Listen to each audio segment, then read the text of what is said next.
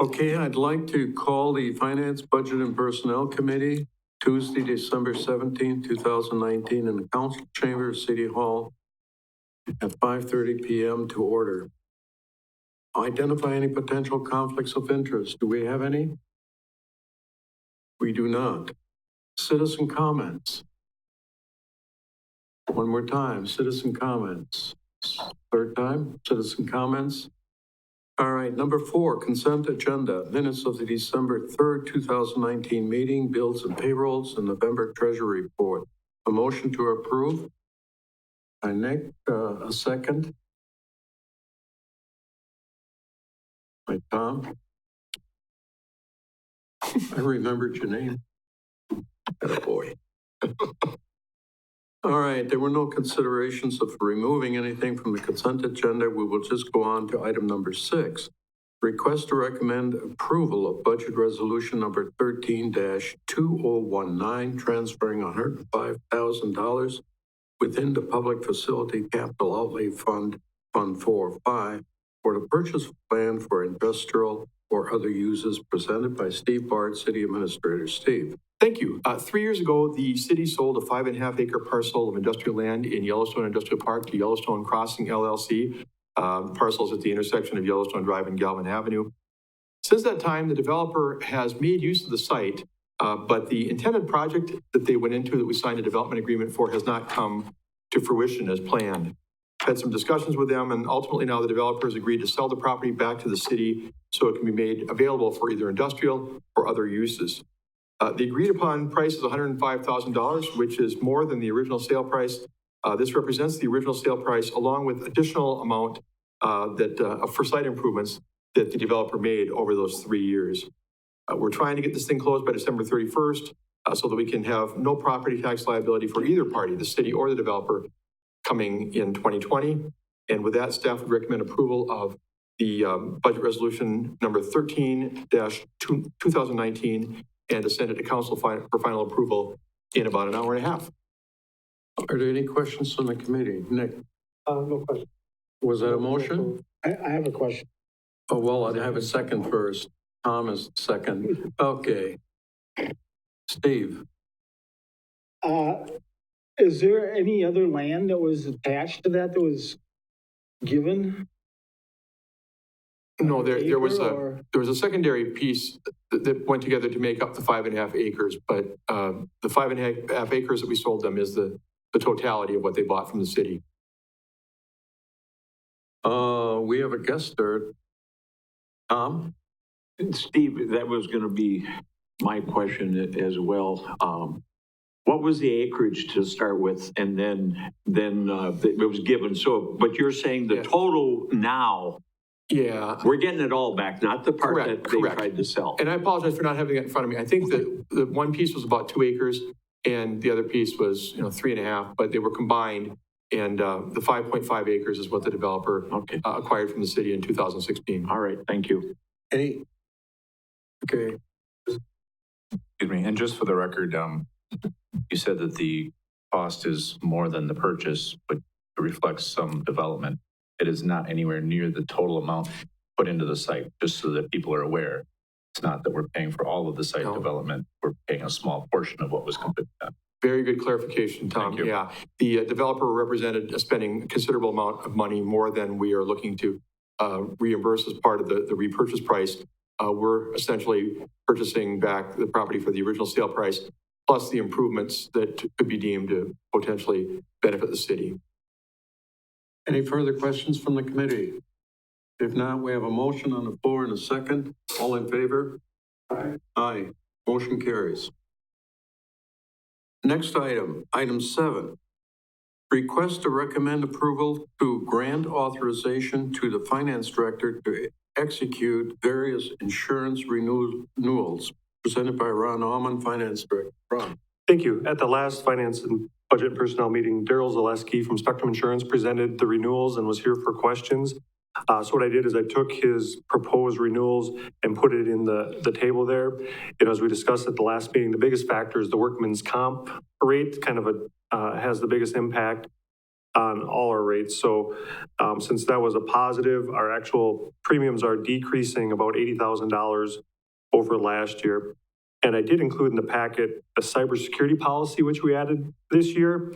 You're welcome to review it, but the reason we added that is with Daryl's presentation, the current coverage we had, if we had a major cyber incident, we're only covered up to $25,000 of costs, restoring, notifying, all the things there. So if you look at the coverage, it ups that quite a bit. And from what he represented, major cyber attacks that have to be covered from, they're seeing, high six figures of cost to recover from that. So I just thought it'd be a prudent thing to add at this point.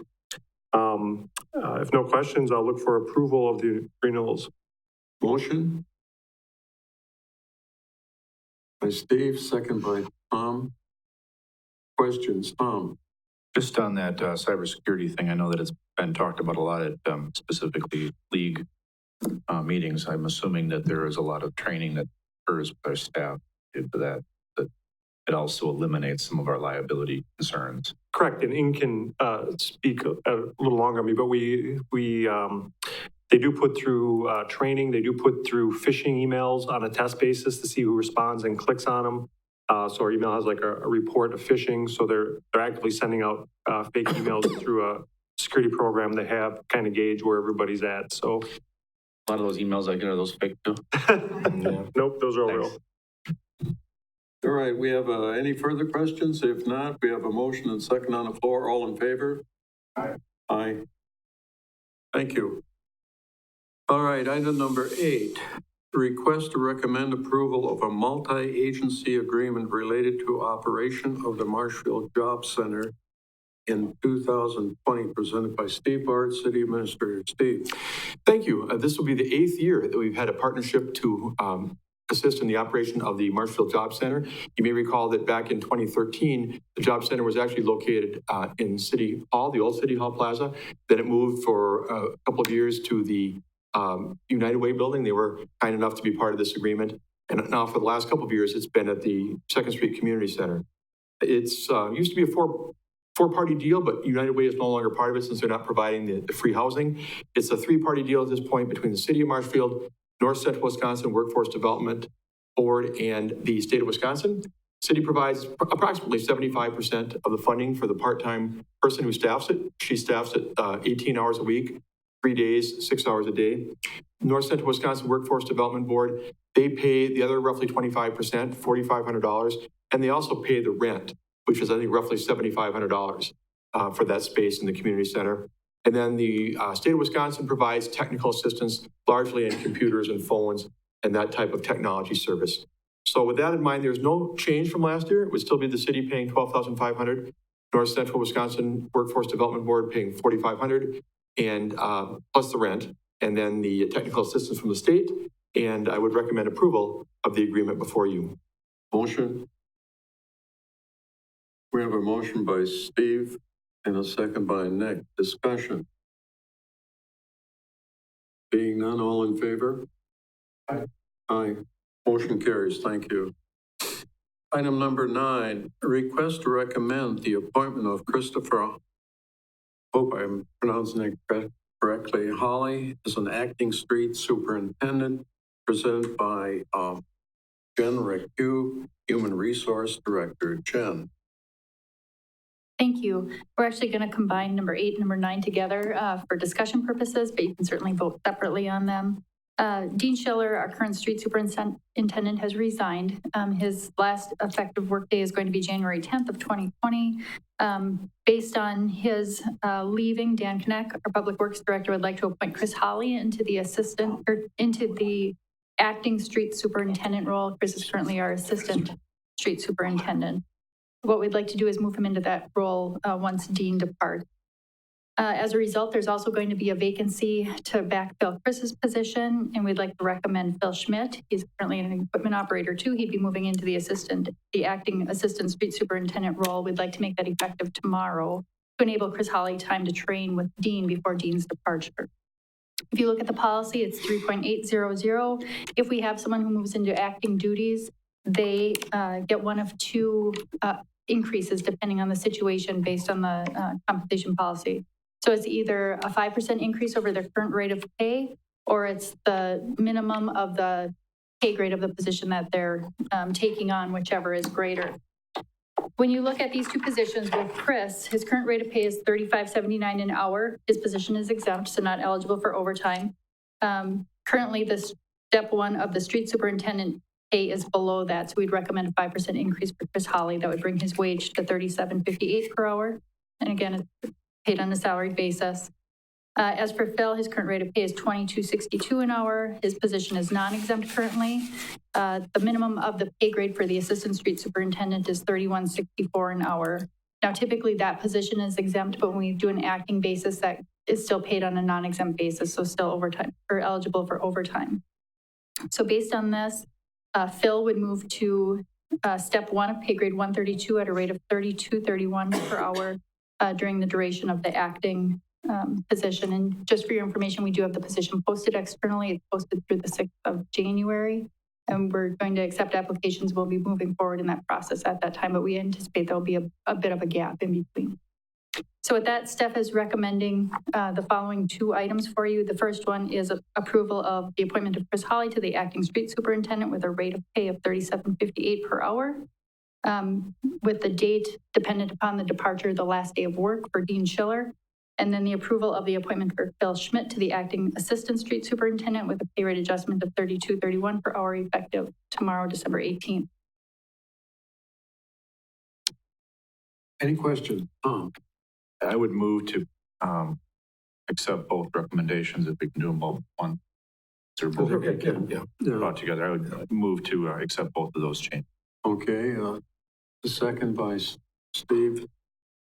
Any further discussion? Real quick, you said it may be some time while looking. Do we have an estimate, 6 months, 3 months? Our goal would probably be, if we get through interviews, probably that second to third week in January, because it's a little bit of a longer process. We have multiple people involved in the interview process. We would do that, get through references, which would probably put us closer to the end of January. And then depending on the candidate, they might have to give anywhere between a 2 and a 4 week notice. So we'd look for a start date probably around March. So it is pretty quick turnaround. Mm-hmm. All right, we have a motion second on the floor. If there's no further questions, all in favor? Aye.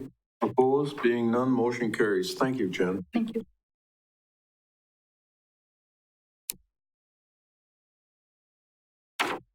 All right, item number 11. Adjourn to closed session under Wisconsin statutes, chapter 19.85, sub 1, sub C, consideration, employment, promotion, compensation, or performance evaluation data of any public employee over which the governmental body has jurisdiction or exercise responsibility. Employee compensation variance request. A motion to go into closed session by Tom, second by Nick. All in favor? Roll call. Hendler? Yeah. Facial? Yes. Witzel? Yep. And McSwain. We're in closed session. And just a note for